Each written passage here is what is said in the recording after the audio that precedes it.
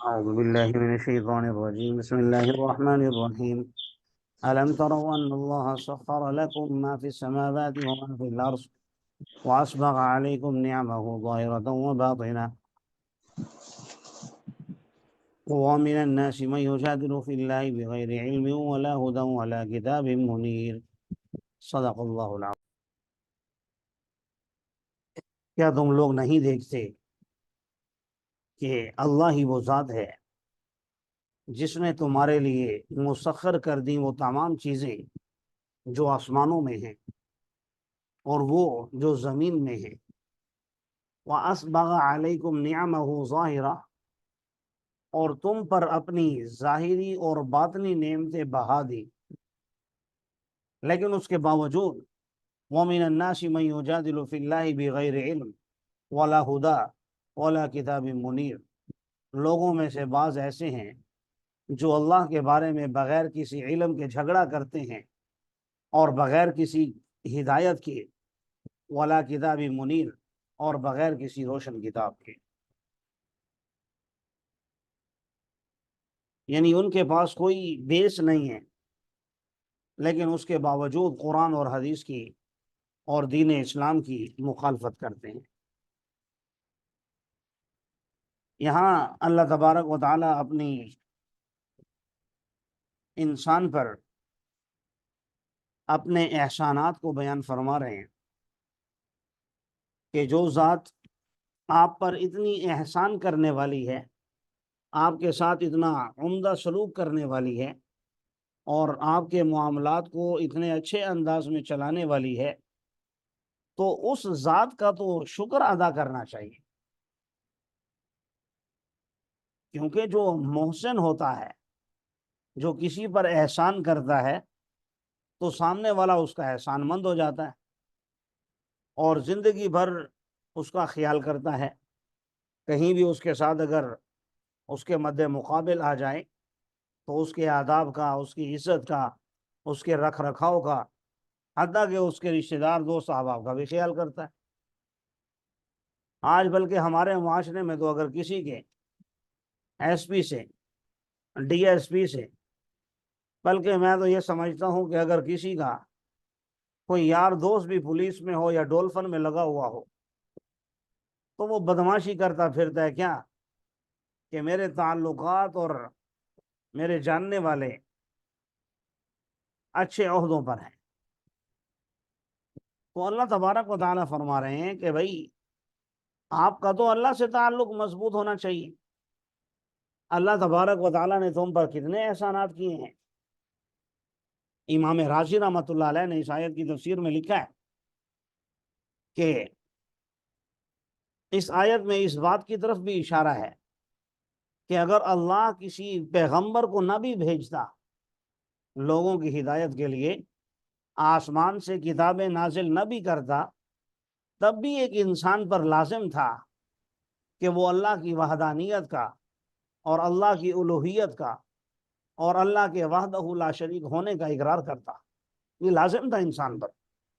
جی کون سے امام تھے؟ امام رازی رحمہ اللہ تعالی۔ امام راضی رحمۃ اللہ علیہ نے۔ جی جی۔ جزاک اللہ۔ تو اللہ تبارک و تعالیٰ نے جو نعمتیں عطا فرمائی ہیں، دوسرا پہلو یہ ہے کہ اللہ نے جو نعمتیں عطا فرمائی ہیں تو انسان اللہ کی نعمتوں میں غرق ہو کر اور ان سے فوائد حاصل کرنے میں اتنا مصروف ہو گیا ہے کہ منعم حقیقی یعنی اللہ کی ذات کو بھول گیا ہے۔ حالانکہ اگر کوئی آپ کو کوئی چیز لے کر دیتا ہے، آپ کے ساتھ اچھا سلوک کرتا ہے یا آپ کا کسی خاص موقع پر تعاون کر دیتا ہے، آپ کی مشکل میں کام آ جاتا ہے، آپ تو اس کو ہمیشہ یاد رکھتے ہیں کہ بھئی یہ گاڑی مجھے اس نے دی تھی، یہ چیز مجھے فلاں نے دی تھی، اس موقع پر یہ میرے کام آیا تھا۔ تو اللہ تعالیٰ فرما رہے ہیں کہ بھئی تم نعمتوں میں اتنے غرق ہو گئے کہ منعم کو بھول گئے جس نے نعمتیں عطا کی ہیں۔ تو یہ دوسری بڑی غلطی ہے جو میں اور آپ کر رہے ہیں، اس میں ہمیں اپنا محاسبہ کرنا چاہیے۔ حدیث مبارکہ میں آتا ہے حاسبوا قبل ان تحاسبوا، اپنا محاسبہ کر لو اس سے پہلے کہ تمہارا محاسبہ کر لیا جائے، تو اللہ کی پکڑ آنے سے پہلے پہلے انسان کو راہ راست پر آ جانا چاہیے۔ دوسرا یہ دیکھیں، یہاں پر یہ نہیں کہا کہ اللہ تعالیٰ نے عطا کی، فرمایا وَأَسْبَغَ عَلَيْكُمْ، کہ تم پر بہا دے۔ اسباغ آپ پڑھیں گے اسباغ وضو کے باب میں حدیث کے اندر کہ اسباغ وضو کی ترغیب دی گئی ہے۔ اسباغ وضو کیا ہوتا ہے؟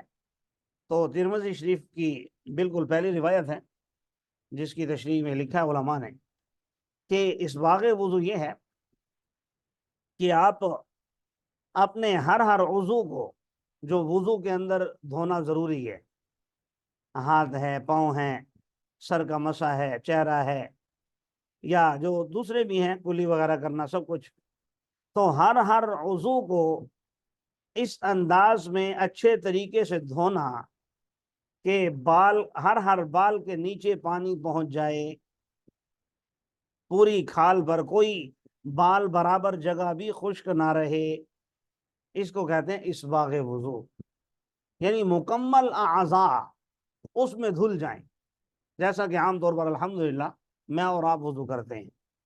تو اس باغ کا مطلب یہ ہوا، گویا ہمیں یہ سمجھ میں آیا کہ اسباغ کا معنی یہ ہے کہ تم پاؤں کے ناخن سے لے کر پیشانی کے بالوں تک اللہ کی نعمتوں میں ڈوبے ہوئے ہو۔ اور دوسری جگہ دعویٰ بھی فرمایا وَإِن تَعُدُّوا نِعْمَتَ اللَّهِ لَا تُحْصُوهَا، اگر تم اللہ کی نعمتوں کو شمار کرنا چاہو تو شمار بھی نہیں کر سکتے۔ تو اللہ نے تمہیں اتنی نعمتیں عطا فرمائیں، اور پھر اوپر سے نہیں، نِعَمَهُ ظَاهِرَةً وَبَاطِنَةً، ظاہری نعمتیں بھی عطا فرمائیں، باطنی نعمتیں بھی عطا فرمائیں۔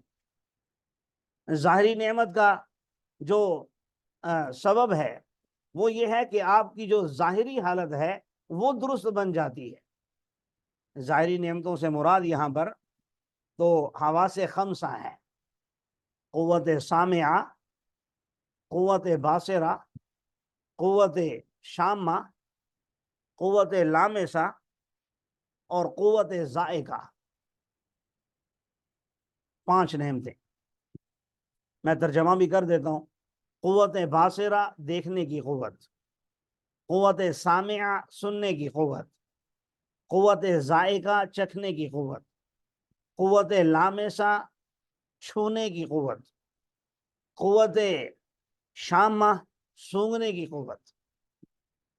تو یہ جو ظاہری نعمتیں ہیں، ان ظاہری نعمتوں سے ہمیں ہمارا ظاہر اللہ تبارک و تعالیٰ نے درست کر دیا ہے کہ ہم سمجھ جاتے ہیں یہ چیز کڑوی ہے، یہ چیز خراب ہے، یہ چیز نقصان دہ ہے، ہم سن لیتے ہیں، سمجھ لیتے ہیں، دیکھ لیتے ہیں اور سونگھ بھی لیتے ہیں بسا اوقات، اور بسا اوقات ہم کسی چیز کو چھو کر محسوس کر لیتے ہیں کہ یہ چیز خطرناک ہے، میرے لیے اچھی نہیں ہے۔ تو اس سے ہم اپنے ظاہر کو درست رکھتے ہیں، اس لیے فرمایا نعمہ ظاہرہ، کہ ظاہری نعمتیں ہم نے عطا فرمائی ہیں۔ اور باطنی نعمتوں سے مراد کیا ہے؟ تو باطنی نعمتوں سے مراد فرمایا وہ تمام نعمتیں جو انسان کی عقل دریافت کرتی ہے، جس میں انسان کا دل مائل ہوتا ہے، متوجہ ہوتا ہے، اور وہ بتاتا ہے کہ کیا صحیح ہے اور کیا صحیح نہیں ہے۔ مثال کے طور پر ظاہری اعضاء کی تو میں نے مثالیں دے دی، کھانا پینا اور یہ تمام چیزیں۔ باطنی نعمتوں سے مراد دل سے اور عقل سے انسان ادراک کرتا ہے ایمان کا، علم دین کا، اور باقی معاملات کا بھی ظاہر ہے، اس میں انسان کے دل کے جذبات کو اور عقل کو بڑا عمل دخل ہے۔ تو اللہ تعالیٰ نے بہرحال یہ فرمایا کہ میں نے تمہیں ظاہری نعمتیں بھی عطا فرمائیں، باطنی نعمتیں بھی عطا فرمائیں، لیکن تم نے کیا کیا؟ اللہ کے بارے میں جھگڑا شروع کر دیا، اور بغیر کسی علم کے، کوئی علم بھی نہیں ہے، ہدایت بھی نہیں ہے، کوئی آسمانی کتاب بھی نہیں ہے، کچھ بھی نہیں ہے۔ وَإِذَا قِيلَ لَهُمُ اتَّبِعُوا مَا أَنزَلَ اللَّهُ قَالُوا بَلْ نَتَّبِعُ مَا وَجَدْنَا عَلَيْهِ آبَاءَنَا، اور جب انہیں کہا جائے اتباع کرو اس چیز کی جو ہم نے اتاری ہے، جو اللہ نے اتاری ہے، تو وہ کہتے ہیں بلکہ ہم تو اتباع کریں گے मा वजदना अलैहि आबाअना, उस चीज की जिस पर हमने अपने आबाओ अजदाद को पाया है।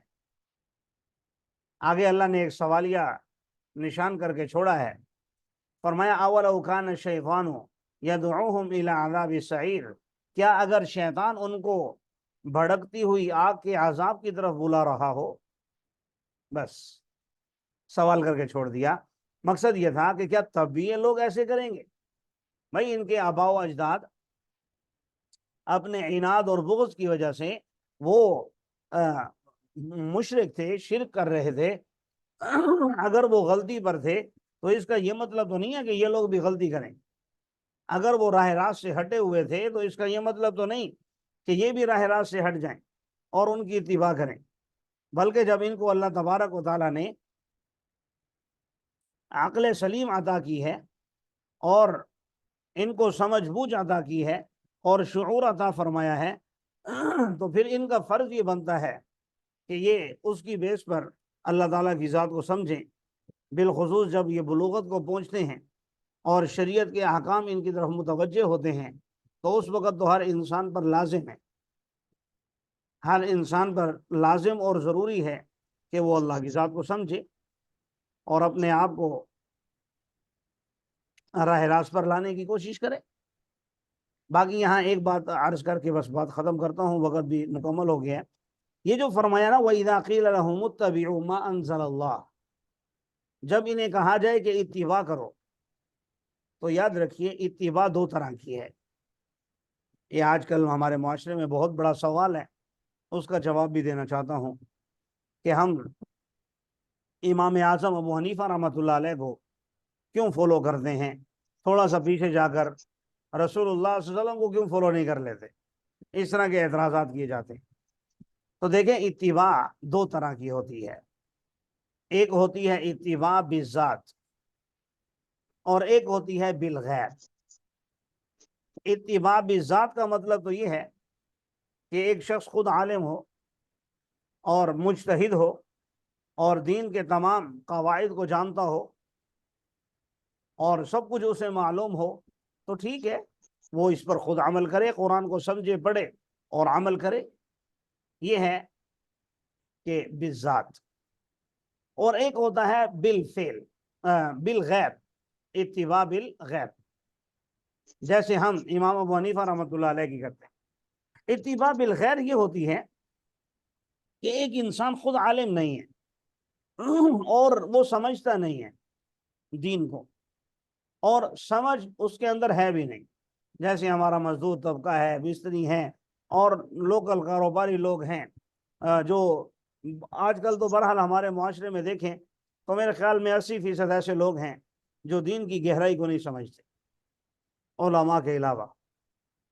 अच्छा, जो उलमा हैं वो भी खुद नहीं बल्कि इमाम अबू हनीफा रहमतुल्लाह अलैह की जो की हुई तशरीहात हैं खासकर फुरूआत में, तो उसको वो फॉलो करते हैं। तो इसी का नाम तकलीद है। इत्तिबा बिल गैर का नाम तकलीद है।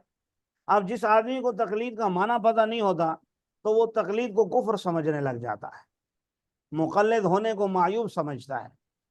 तो भाई ऐसी कोई बात नहीं है। खुद कुरान का हुक्म है फस्अलू अहल ज़िक्र इन कुंतुम ला तालमून, कि आप अहले नसीहत से, जानने वालों से पूछ लो अगर तुम्हें मालूम नहीं है। बाकी हम जो इमाम अबू हनीफा रहमतुल्लाह अलैह की तकलीद करते हैं या बाज़ इमाम शाफी रहमतुल्लाह अलैह की, बाज़ इमाम मालिक की, बाज़ इमाम अहमद इब्न हंबल की, तो इसका ये मतलब नहीं है कि हम कोई अल्लाह को एक मानने में उनकी इत्तिबा करते हैं। कुरान अल्लाह का कलाम है, इसमें उनकी इत्तिबा करते हैं।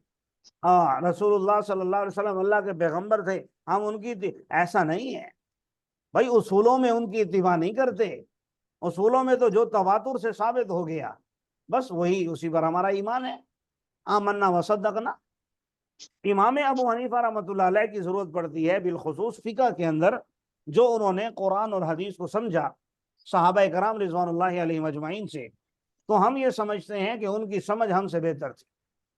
उन्होंने कुरान और हदीस को हमसे ज़्यादा बेहतर अंदाज में समझा क्योंकि वो खैरुल कुरून के ज़माने के थे। तो इस बेस पर हम उनको फॉलो करते हैं। अल्लाह ताला हमें ये बातें समझने की तौफीक अता फरमाए। आमीन।